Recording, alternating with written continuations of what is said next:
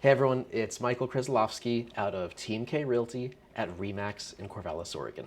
Today I want to go over the spreadsheets that will get you started to be able to be crunching numbers on an investment property and go from there into the spreadsheet that I'm currently using to crunch numbers and analyze investment properties for myself and my clients.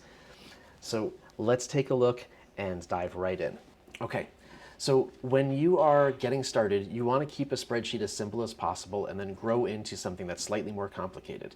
I'm on a Macintosh computer, so I've got numbers. I've also got Excel, but I just don't like it as much. You can easily open a new spreadsheet, and spreadsheets don't just have to be blank, tables with checkboxes. You've got these personal finance what do you call them, templates ready to go. So in this case, there's a loan comparison, there's a mortgage calculator. Great. Let's open up a mortgage calculator spreadsheet and use that to get started. So on a mortgage calculator spreadsheet, this one is a little bit too simple. We've got some ability to put in the purchase price, down payment, interest rate, the length of the loan, stuff like that. And it gives you a payment with principal in this case, but what it's not factoring in are taxes and insurance. So it's not really the full monthly payment if you were buying a house with these terms. So start to get used to how to use a spreadsheet and then make it a little more complicated. On the spreadsheet I'm using at the moment, we've got a whole list here of terms that we input and then a small list of outputs that I'm actually paying attention to. My recommendation is to start simple. I just want you to be able to compare your monthly costs to your monthly income so you can see if a property is making money and decide what your investment criteria are. I just said I like to be able to see if a property is making money. I'm a buy and hold real estate investor. I'm not flipping properties. I'm not just buying them to fix them and selling them. I'm buying them to hold them, improve them, and rent them out, all for positive cash flow. I'm looking for rental income that is making more money than the property is costing on a monthly basis. I'm not buying a place to sell it and try to have appreciation, but you've got to decide what your goal is based on your scenario. Most of the clients that I work with are cash flow positive, buy and hold rental property investors. All right, so when it comes to getting a slightly more in depth now, start off with a basic template from a spreadsheet and then start adding more to it. All right, let's go to one step up from this.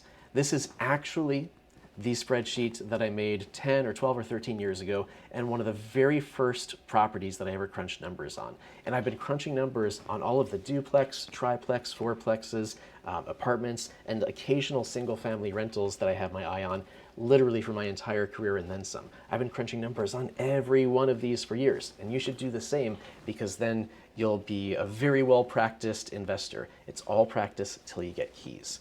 So this is going way back when. Kind of ignore the prices. These aren't modern day prices anymore. But this is a little duplex on 9th Street in Corvallis.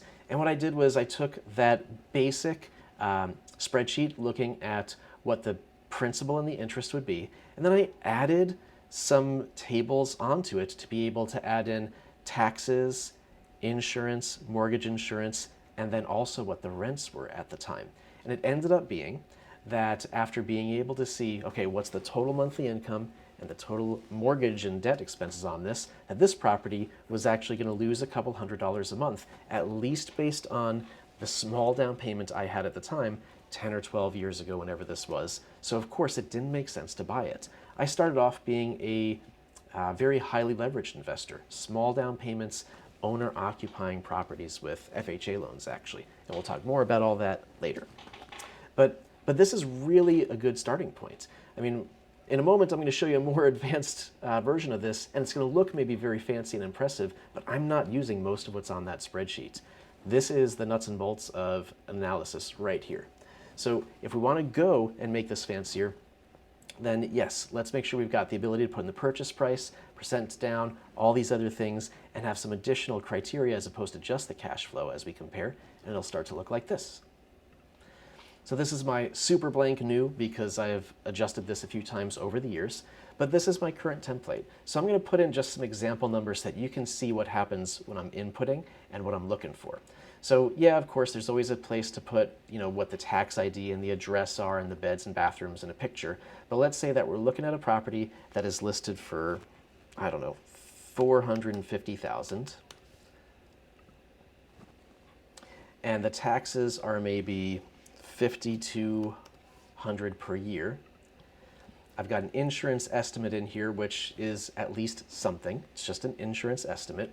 And maybe this is a duplex where we've got like a, oh gosh, I don't know, a 2-bed, 1-bath, 1,500 square foot unit and a 3-bed, 1-bath, 1,700 square foot unit. I'm just making notes for myself, and we've got one of each of those. And this one rents for, let's say, $1,000 per month, and this one rents for, let's say, $1,200 per month. And you can see that I've got some other tables within the spreadsheet changing as we go. All right, what are the other typical inputs? Purchase price, percent down. I have mortgage insurance calculated in as part of this in case I'm looking at a FHA loan, owner-occupied investment, but I don't have mortgage insurance calculated in with a, in this case, 25% down conventional loan. So we've got interest rates, and I've got some just estimates sitting there, which I'm sure have no bearing to today's interest rate at this point. Insurance, taxes, current rent. Let's put in some future potential rents. Maybe I'm looking at this and I'm thinking, yeah, this seems a little bit under rented. Maybe that 1,500 square foot, 2-bed, 1-bath, that would actually be a big 2-bed. Maybe that could easily rent for, let's say, $1,350, and that bigger 3-bed could easily rent for, let's say, $1,800. Okay, now what you're seeing happen is that I've got some colors actually changing on some of these other cells. There's a whole lot of stuff going on here, but I don't use most of it.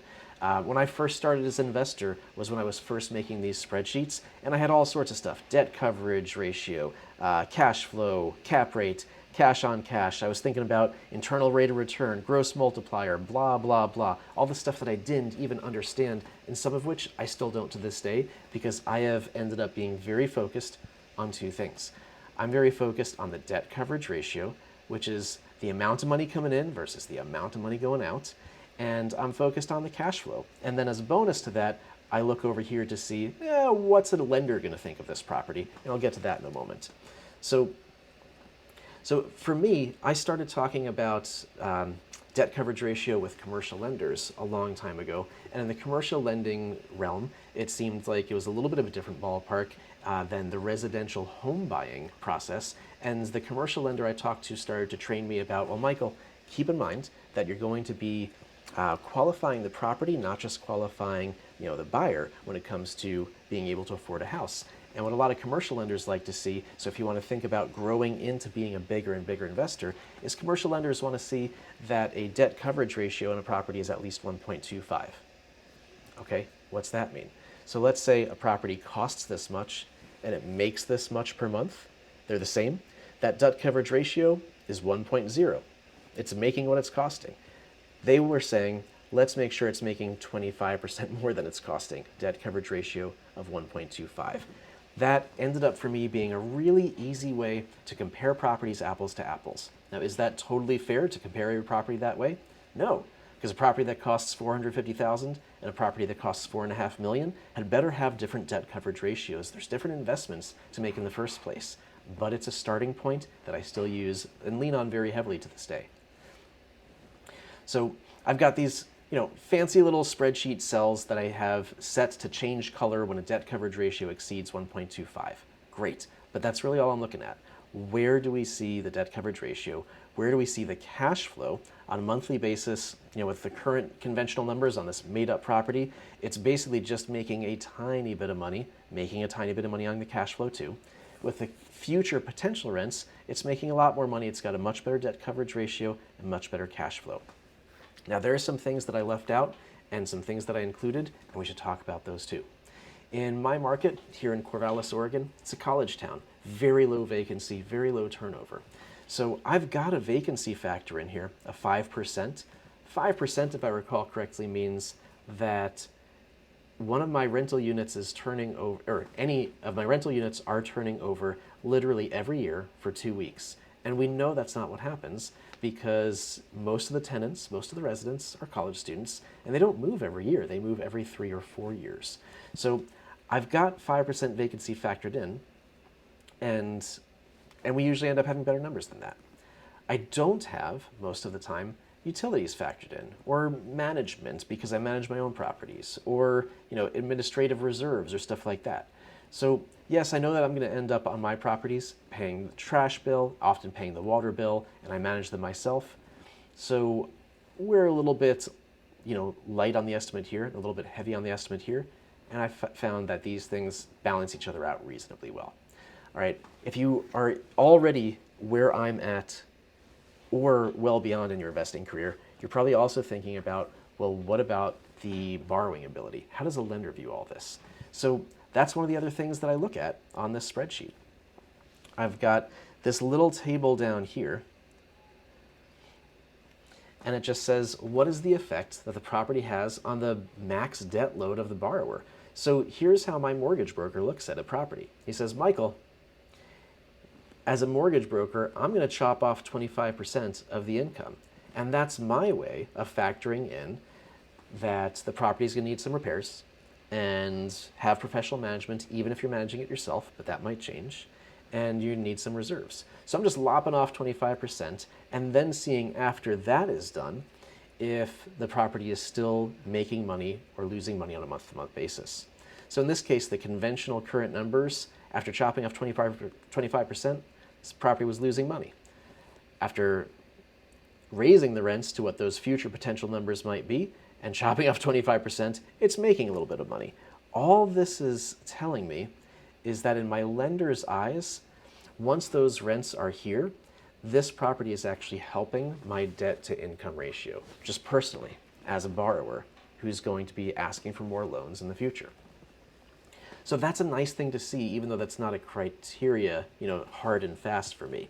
I like the idea of a property that I'm buying or considering buying, making enough money that even my lender says, wow, this is helping your debt to income ratio. It's adding to the income side more than the debt side, because then you could just buy these kind of properties all day. Now, yes, you eventually end up with a number of loans that you're limited to, but I like it when a property helps me qualify to buy more properties later, as opposed to, in the lender's eyes, actually having negative cash flow once they've chopped 25% of the income off.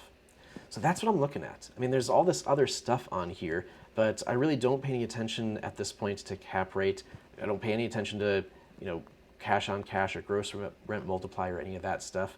I'm putting numbers in, just these inputs, and I'm looking at what's the debt coverage ratio, is it going to make some cash flow on a monthly basis, and what's the effect it's going to have on my ability to borrow more later and buy more properties later. So start off simple, compare your monthly costs to the monthly income, and just see from an initial fundamental level, is a property making money or not, especially if your goal is to be a cash flow positive investor. Decide what your investment criteria are. Don't necessarily just, watch some talking head on YouTube or read one book and say, okay, I'm going to copy their criteria exactly. It's got to have a debt coverage ratio of this. Decide what makes sense for you. And figure out if your goal, if your long-term plan really is to be, for example, investing for cash flow or investing for appreciation, because they're very different strategies. My recommendation is to choose what your strategy is and focus there.